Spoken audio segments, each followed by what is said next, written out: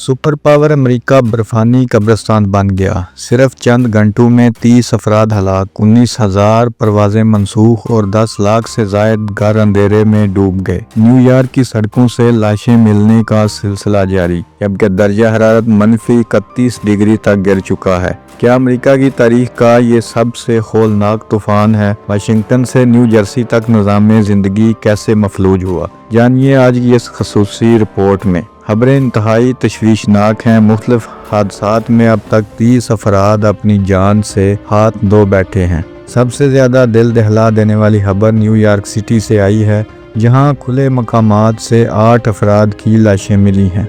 कुछ इलाकों में 20 इंच तक बर्फ़ रिकॉर्ड की गई है, जिसने दहाइयों पुराने रिकॉर्ड तोड़ दिए हैं।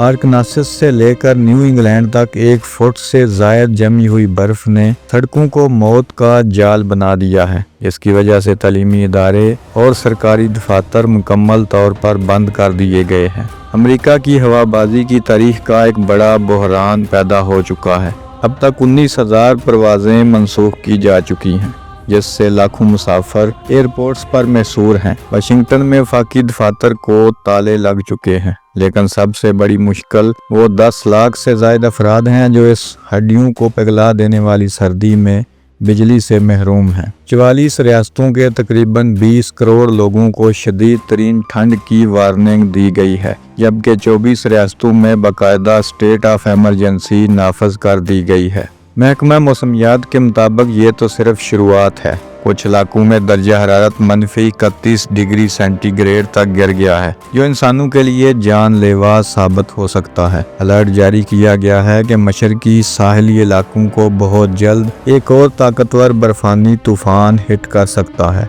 अमेरिकी सदर और रियासती अदारे इस वक्त शहरियों को घरों में रहने की ताकीद कर रहे हैं। अगर आप या आपके प्यारे इन रियासतों में मुकीम हैं तो इंतज़ामिया की हिदायत पर अमल करें। क्या आपको लगता है कि अमेरिका इस मौसमियाती जंग में हार रहा है?